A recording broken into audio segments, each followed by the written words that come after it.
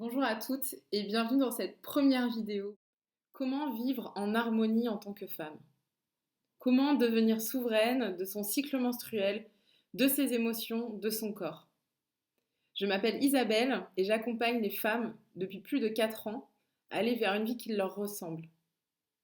Je les accompagne pour qu'elles soient plus autonomes et qu'elles aient plus de clés de compréhension vers une connaissance d'elles-mêmes pour plus de liberté. Au fur et à mesure de cette pratique, mais aussi de mes expériences de vie, je me suis rendu compte que nous avions toutes les mêmes questionnements et les mêmes problématiques. Quand je me suis installée en tant que naturopathe, je me suis vraiment spécialisée dans l'accompagnement de la femme, en me formant beaucoup autour du cycle menstruel. J'ai donc reçu dans mon cabinet beaucoup de femmes avec un désir et un projet bébé qui n'aboutissaient pas parfois depuis plusieurs années. Donc toute problématique liée à la fertilité, ou encore une endométriose qui venait d'être diagnostiquée, un syndrome des ovaires polykystiques, ou encore des règles douloureuses, parfois depuis l'adolescence, un syndrome prémenstruel très fort pour certaines, avec des douleurs au sein, des céphalées, des fringales, une irritabilité. Ces questionnements, je les ai notés au fur et à mesure. Par exemple, est-ce que c'est normal d'avoir mal au ventre pendant ces règles? Est-ce que j'ovule vraiment au jour 14, comme on me l'a appris à l'école? Si j'ai un projet bébé et que je n'y arrive pas, est-ce que ce sera pour toute la vie? On vient de me diagnostiquer une endométriose. Est-ce que je suis obligée d'avoir mal? J'ai un syndrome prémenstruel carabiné. Est-ce qu'il y a des solutions pour moi? Je vis de l'anxiété depuis de nombreuses années. Je ne sais pas comment faire pour m'en sortir. Je crois que je suis à 2 doigts du burn-out. J'ai envie de tout plaquer et de partir à l'autre bout du monde.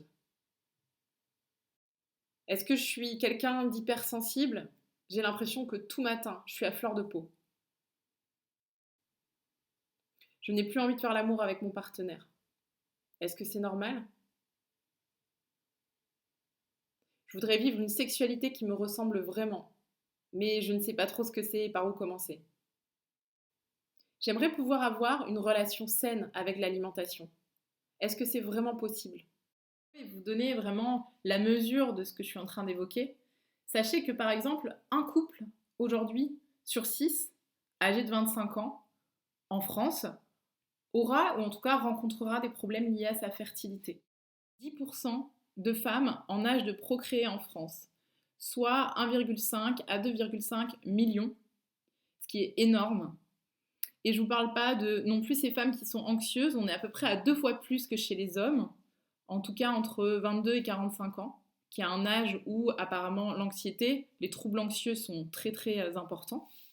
Les personnes qui développent des troubles anxieux, il y en a à peu près 70 à 80 qui vont plus tard avoir des symptômes dépressifs. On est vraiment extrêmement touché. Parfois, on ne le sait même pas, on s'est tellement habitué à un état qu'on n'a même plus conscience que finalement on est anxieux, angoissé, stressé. En France, 22% de femmes à peu près se trouvent jolies.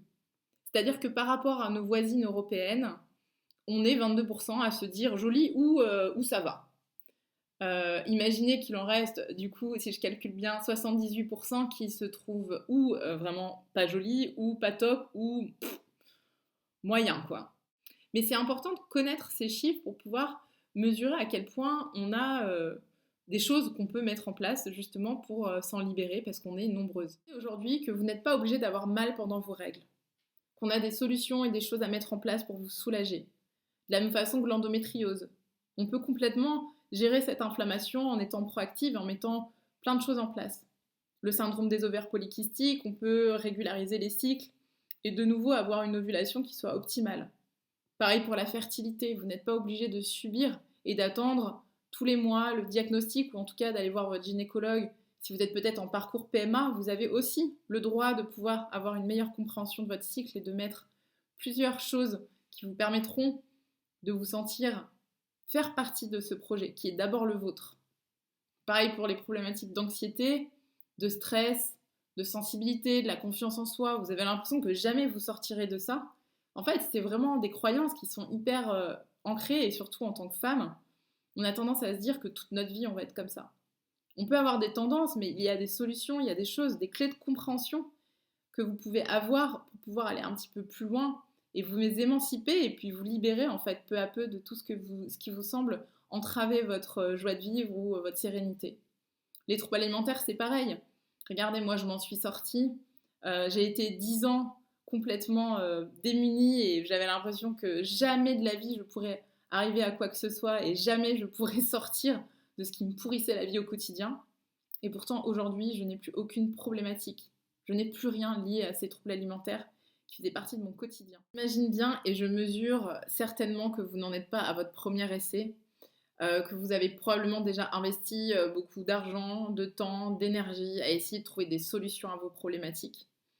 Et que bien souvent, au bout d'un moment, peut-être que vous avez laissé tomber parce que vous aviez trop d'informations, ou au contraire, vous aviez trop peu peut-être de soutien, vous aviez l'impression que vous étiez toute seule à faire vos recherches et qu'au bout d'un moment, c'était trop pour vous toute seule. Vous avez peut-être aussi été chercher des informations à droite, à gauche en vous disant que l'une et l'autre pouvaient peut-être être compatibles et en fait vous saviez pas du tout les sources, vous saviez pas non plus si c'était vraiment ce qu'il vous fallait parce que pas individualisé. Toutes ces problématiques ou toutes ces incompréhensions liées à notre cycle menstruel ont pour moi été une première porte d'entrée, une première famille qui m'a amenée juste derrière à considérer une deuxième famille qui était le psycho-émotionnel. Parce que quand vous avez un projet bébé qui n'aboutit pas et sur lequel vous misez absolument tout votre quotidien, pour lequel toute votre énergie est mise, ou encore quand votre endométriose justement vous prend toute l'énergie ou toute la place et que votre entourage parfois n'est pas du tout en mesure de comprendre, vous avez très souvent le sentiment d'être seul. Vous pouvez vous mettre aussi dans une grande culpabilité. Vous pouvez perdre complètement confiance en vous et au fur et à mesure du temps aussi vous mettre dans une espèce de stress ou d'anxiété qui devient chronique et qui vous empêche de vivre en fait le plus sereinement possible. Ça, je l'ai vu et franchement, ça m'a permis de me dire que c'était impossible de ne pas l'évoquer et de ne pas le prendre en considération quand on est une femme et qu'on a des problématiques ou alors quand on a une incompréhension de notre cycle. Parce que parfois, justement, ce sentiment de se sentir complètement dépassé, irritable, stressé, n'est en lien en fait qu'avec nos hormones qui finalement fluctuent en permanence. Mais comme on n'a pas de lecture, on n'a pas de grille de lecture par rapport à ça, eh bien on se dit qu'on est complètement cinglé, qu'il n'y a rien qui va chez nous et qu'on est vraiment un cas à part. Donc ça, c'est la deuxième famille. La deuxième famille, c'est celle autour du psycho-émotionnel, parce qu'elle est vraiment fondamentale quand on est une femme. On peut très très rapidement, et ça je l'ai vu et je vous en convainc fortement, perdre confiance, se culpabiliser, se trouver différente, voire anormale et incomprise, et donc rentrer dans une espèce de solitude ou dans un petit vélo qui n'arrête pas de tourner constamment dans notre tête. Et c'est pour ça que cette deuxième famille, moi, m'a beaucoup, beaucoup apporté pour comprendre justement toutes celles qui avaient des problématiques liées à leur cycle. La troisième famille qui m'a semblé mais fondamentale et qui regroupe évidemment les deux, et vous avez compris, tout est lié en permanence, c'est le corps. La relation qu'on peut avoir en tant que femme à notre corps. Toutes ces femmes qui venaient et qui me disaient oui mais là du coup j'ai pris du poids, là je me sens pas bien, quand je ferme mon pantalon j'ai l'impression que c'est juste l'enfer, enfin quand je me regarde dans la glace, je ne sais pas qui je vois, j'ai l'impression que je ne me reconnais pas. Et puis je me sens pas désirable, et puis en fait je m'aime pas, et puis l'exigence, enfin des choses très très difficiles, hein. Avec aussi derrière toutes les douleurs, donc liées probablement au cycle ou la perte de confiance qui amène quand on est en couple ou pas forcément, dans nos relations, notre sexualité qui peut être complètement aussi mise à mal parce que on n'a pas de relation, on n'a pas de connexion avec ce corps, on ne l'habite pas comme on souhaiterait l'habiter. Et donc, ce paramètre, en tout cas, si je puis dire, ce fondamental de nos vies et de nos relations qu'est notre sexualité, entrave le rapport qu'on a au monde, aux autres, mais surtout le premier à notre corps, entrave vraiment la relation qu'on a avec notre corps. Et il se trouve que ça fait quand même plusieurs années, voire des décennies, je dis même pas des décennies, ça fait des siècles, que quand on est une femme, le corps de la femme est presque politique, c'est-à-dire que c'est mis au centre, vous le voyez, il faut être ceci, il ne faut pas être cela, et puis en fonction des époques, il faut être plus ceci, moins cela. Donc ce qui met une pression supplémentaire, et ce qui peut venir justement impacter nos émotions, en tout cas notre psycho-émotionnel et aussi notre cycle menstruel.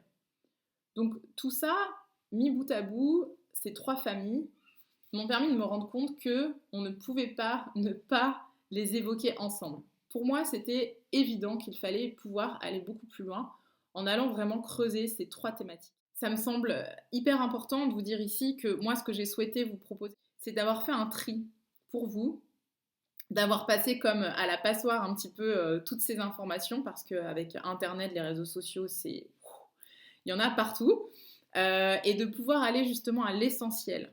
La solution que je propose, elle est vraiment globale, puisque vous avez compris qu'on va aller explorer 3 grands piliers, le cycle menstruel, le corps, le psycho-émotionnel. Je vous propose de se retrouver dans 3 jours, lors d'un live, dans lequel je répondrai absolument à toutes les questions que vous vous posez. Je vous donnerai aussi en bonus 3 conseils que vous pourrez appliquer dès à présent pour retrouver plus d'harmonie et de souveraineté au quotidien. C'est très simple, pour participer et réserver votre place, il suffit simplement de vous inscrire par email. En attendant, je vous souhaite de prendre bien soin de vous et je vous dis à bientôt.